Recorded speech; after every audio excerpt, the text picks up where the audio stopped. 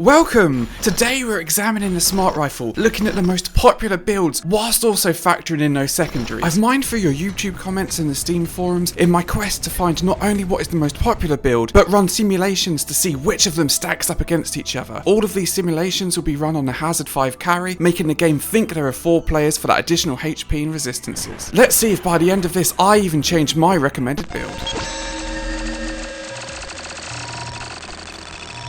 I often get comments about how viable Seeker rounds are, so I'm going to put them through the test here. On the left hand side we've got a pretty traditional all of the one single target build, backing this up with a breach cutter or a PGL with fire so that we can get that plus 40% damage. On the right hand side I've had this build posted in my comments and I keep seeing it on the Steam forums also. It's where we've got a slightly wider targeting angle with a different lens. We're using the smart targeting software to try and be more ammo efficient, backing this up with a hyper propellant PGL so that we can still take on those bigger threats. First test to compare these builds with a glyphed guard. We can see with the electric generator mod, obviously we cause that electrocution damage. This is what saves us 1 ammo by the time we've killed this guard. With the single target Seeker build, more people prefer the fire PGL rather than an Inferno breach cutter. We get the added benefit of adding electrocution for that slow. With hyper propellant we can take down the Praetorian really quickly at the cost of ammo. In a live situation we'd probably just do 1 shot and finish it off with the Seeker round. And Oppressor now, and we've got the single target ECR build, and you can see I've had to speed it up because it just takes so long. This is showing the difference between unstable lock mechanism and ECR, and this is something we're going to have a look at later on when we look at executioner builds. With that hyper propellant we obviously gain that quicker time to kill to take that Oppressor down, and you can see on our single target build we're doing 15.9 because with a Dreadnought it's very hard to get it on fire and it is immune to being electrocuted. With our Horde build and the PGL with hyper propellant, because we've got unstable lock mechanism, we're dealing 19.1. we don't have to worry about conditions to get that plus 20%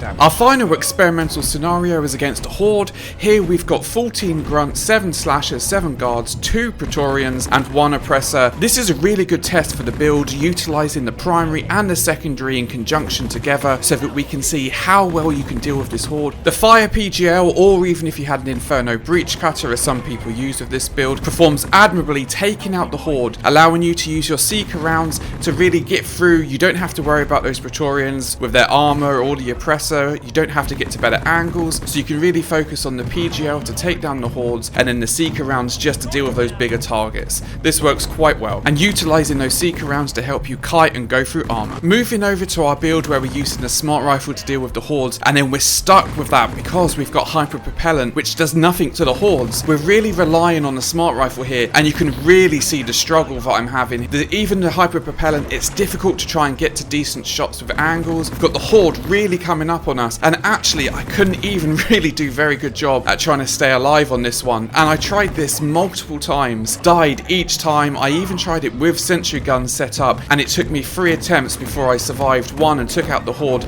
even with sentry guns. So this is really showing that without having that secondary to actually deal with the Hordes, this is a tough ask. And here I go down, using these builds through these scenarios and in live games, and I have to say the single target build with ECR and EGM feels so much nicer to use. Not only do we gain that benefit of electrocution and slow, plus getting the plus 40% damage if we have ECR and EGM, but we can use our secondary to help us deal with the Hordes, which is where I really feel the Smart Rifle needs assistance. Using Seeker and smart targeting software to deal with Hordes is something I keep seeing over and over again, but for me it just has too many issues. Smart targeting software can make it so that you don't activate that unstable lock mechanism, so then you're not getting the plus 20% extra damage. I found not having macro lens made it far harder to actually try and lock onto weak points, and hyper propellant can be fun and it can give you a really quick time to kill, but it's situational and it doesn't help you in dealing with the Hordes, which even when you have Smart Rifle with the Seeker built for dealing with the Hordes, it doesn't do it that well. In my opinion, if you're going to use Seeker rounds, this is the build to go for. You need to have that secondary to help you with the Hordes. Seeker rounds with its slower burst fire, it's not going to be able to deal with the Hordes up close. You are going to have a secondary to help you deal with that, and I think with the ECR and EGM, it helps you try and reclaim some of that potential damage lost against Executioner. For now, in a battle of the Seeker rounds, this is the build that wins,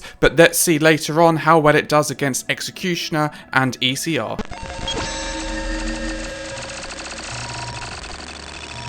My personal favourite now, the Executioner, and this build on the left hand side is going to look very familiar, using ECR and that EGM, backing it up with an Inferno Breach Cutter or with the PGL to get that plus 40% damage. On the right hand side is my actual recommended build at the moment, and here we've got the super blow through and we've got the unstable lock mechanism. So let's have a look at these side by side to see what difference this really makes. Starting off with our guards with no crits, and you can see with the ECR we obviously apply that electrocution. I even let all of the electrocution damage go through before doing the next burst. Both of these builds, whether you've got unstable lock mechanism or ECR, it costs 10 ammo to take down this guard with no crit. The first bullet from EGM, which applies to electrocution, so it's literally one bullet fired and you're going to have that electrocution, but that means that first bullet doesn't have the plus 20% extra damage, which is why we're seeing 22.5 here. The following shots do have that electrocution, which is why they do 27, because they've got that plus 20%. Comparing this with the unstable lock mechanism, we're guaranteed that plus 20% as long as we've applied maximum locks, so all of our shots are going to be 27. When we apply critical hits, we can see on the left hand side of that EGM 67.5 for that first hit because it's a crit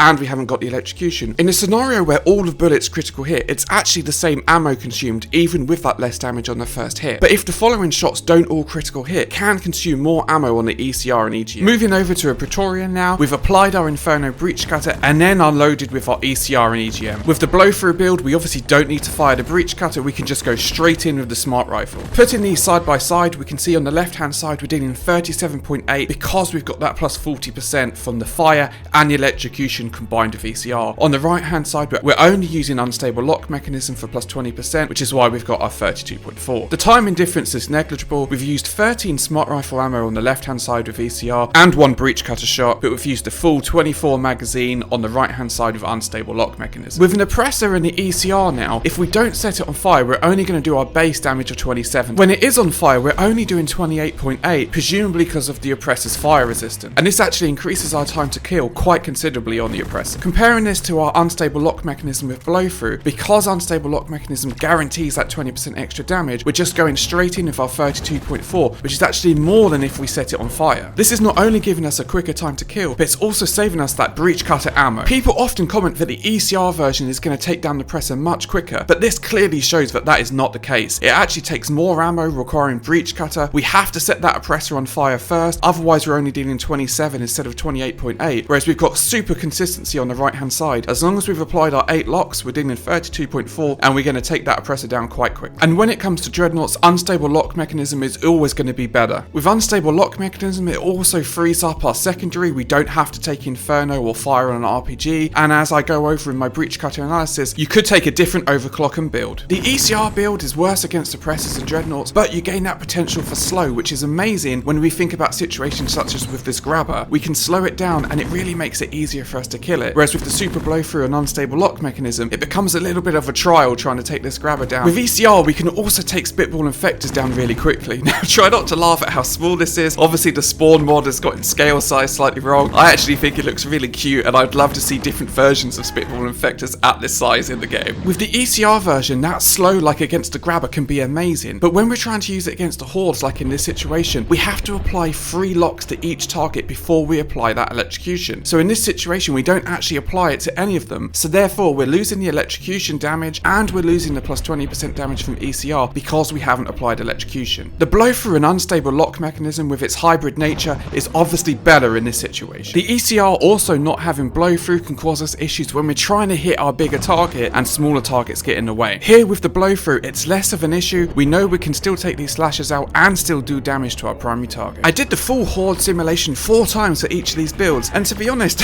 they're pretty much the same. I mean, sometimes you could see with the ECR you provided that electrocution and maybe it helped slow the Praetorian a little bit. Sometimes with the blow through, you could see that, 2 or 3 of the smaller enemies got involved and you took them down whilst the Breach Cutter was on cooldown. But the actual time to kill or time to defeat this wave was pretty much the same on both sides, and it was pretty hard to see any discernible difference between these 2 different builds. I'm not even going to put the footage of the different blow through one in because it's pretty much the same as what we're seeing here. So after running all of these simulations, where does it actually leave us? And it's such a tough one because obviously the ECR is great against Praetorians, we get that plus 40% damage, but unstable lock mechanism is better against oppressors and Dreadnoughts. ECR is going to be better, we can apply that slow to things like grabbers. We lose the blow through, so it obviously makes it worse against hordes. It's such a difficult one to try and process and put this all together. Something that can help you decide decide is whether you want to use Inferno on the breach cutter or fire on the PGL. If you don't want to use those, then it doesn't really make sense to use ECR. The biggest decider for me is how good you are at kiting and giving yourself time to fire that breach cutter when it's best and right for you to do that. Losing that blow through an unstable lock mechanism is going to be worse at firing at hordes, but if you can give yourself that time to fire the breach cutter at the right moment, then it's going to dramatically reduce that negative impact. If you are good at that, then I recommend using the ECR. If you find yourself in trouble a lot of the time, then I think blow through is going to be your better option. After watching back through my Hazard 7 playthroughs and some of my Elite Deep Dives of commentary, I've decided I'm going to go over to the ECR build, but you need to decide whether blow through is potentially going to be better for your playstyle. Let's now move on and have a look at explosive chemical rounds, the overclock, before we try and bring all of this together and see if there is one champion from all of these builds.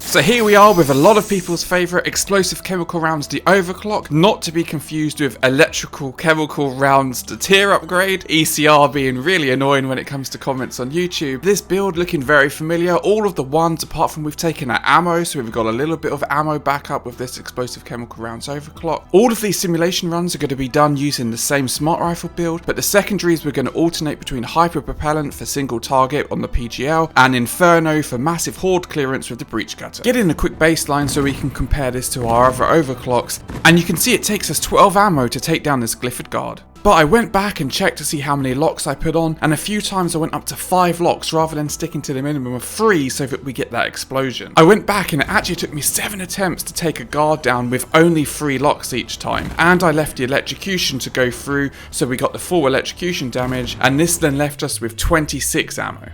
3 locks each time should only be a total of 9 ammo, and that should leave me with 27. I went back and you can actually see the scanning says 3 locks, but the gun fires 4 bullets. Regardless, you can see we can save ammo if we keep those locks low and keep that electrocution damage going. In my smart rifle overclock analysis video, I go into more details about requiring these 3 locks and break it down in a bit more detail. A quick burst and we apply that electrocution and that slow with the EGM, making it far easier for our hyper propellant. With our Inferno breach cutter, we've actually got that stun built in, which is arguably even better, and the time to kill is pretty similar with both these builds. 6 seconds with hyper propellant or 8 seconds with the breach cutter. With an oppressor now, I'm really going to see that hyper propellant take this oppressor down super quickly, especially when we compare this to our Inferno breach cutter and the ECR, because the oppressor has got really high fire resistance, really high explosive resistance, so it's just going to be a nightmare to take it down with this build, and therefore that's why I've actually had to speed this up, because this clip just goes on and on and on. With this lacerator, a burst of 3 shots actually only deals 48.8. That's 2 lots of 9.4 and then the 30 for the explosion. Now this is going to be a spoiler for later on when we compare the overclocks, but 3 bullets with Executioner actually deals 85. Obviously hyper propellant is going to be much better here than with using the breach cutter. Horde simulation now, and you can see I start off really badly, not getting that explosive on that first burst that I go for. I then kind of start getting stuck into the horde. This is with not having a breach cutter clearing them out straight away. But AoE from the ECR really helps me here, really takes out those grunts which are up in my face. Far better than what Seeker was achieving earlier, but Execution with the breach cutter, half of that horde would be gone already, yet I'm still trying to take it down with the ECR. It's very difficult to try and get a decent angle with the hyper propellant. Luckily that one stops and I can kind of shoot it in the face, but I'm still trying to deal with everything going on here. And also, you know, it's like I apply that slow, I get the hyper propellant, now I'm trying to take on the oppressor. It's all a little bit slow, it's a little bit clunky, the horde got on top of me as well. The breach cutter can do such an amazing job on the hordes. Now I'm going to cut this short because I missed this second hyper propellant shot, but it would have killed it. 51 seconds with the hyper propellant. Now let's see how the Inferno breach cutter does, and you can see straight away firing into that horde. We've completely thinned the horde, we've got the fire damage going across, and now we can really concentrate on actually taking down the bigger threats. The ECR, you can see there, I did a few shots at the Praetorian and it still did some of the horde, which was great, and then they line up perfectly for the breach cutter, something that the hyper propellant can't do. Now, you know, we're half the time, 25 seconds in,